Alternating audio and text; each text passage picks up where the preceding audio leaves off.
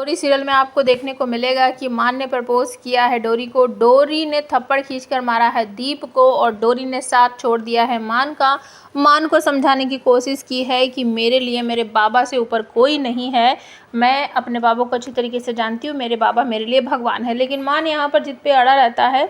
कि डोरी मैं तुम्हारे लिए सब कुछ कर सकता हूँ, बस अपने बाबा वाली बात को तुम भूल जाओ और हम पहले की तरह रहेंगे, पहले जो कुछ भी था उसे भी भूल जाओ, अब मैं तुम्हें पसंद करने लगा हूँ, तुमसे प्यार करता हूँ, मैं तुम्हारे लिए रिंग बनवा कर लाया हूँ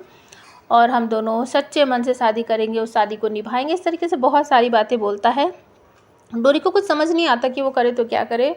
और उसे याद आती है मान के पिता की बात कि अगर इस बार मान का दिल टूटा तो पता नहीं क्या होगा क्या नहीं होगा, वो बिखर जाएगा बहुत बुरी तरीके से। और दादी की बात भी याद आती है कि पहले तुम इस घर की बहू हो, मान का साथ दो क्योंकि मान को इस समय तुम्हारी ज़रूरत है। और डोरी बहुत परेशान है, कुछ समझ नहीं पा रही वो करे तो क्या करे, लेकिन वो तुरंत ही फैसला कर लेती है कि अगर मैंने इस समय मान का साथ दिया तो वो कभी भी बदलेगा नहीं और हमेशा इसी तरीके से कुछ ना कुछ ज़रूर करेगा और वो मुझे माननी पड़ेगी। तो वो तुरंत ही याद दिलाती है कि मैं उस मान जी से प्यार करती हूँ जिन्होंने मुझसे एग्रीमेंट किया था, जिन्होंने मुझसे दोस्ती का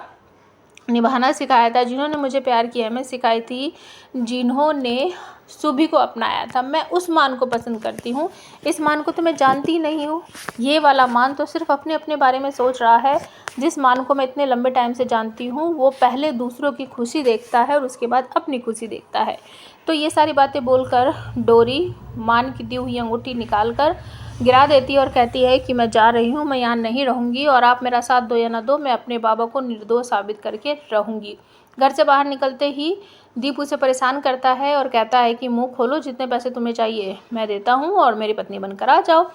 तो डोरी खींचकर थप्पड़ मारती है और कहती है कि तुम्हारी औकात नहीं है मुझे खरीदने की, और अपने भाई से जाकर पूछो कि मैंने उससे कितने पैसे लिए, मैंने कोई पैसा नहीं लिया।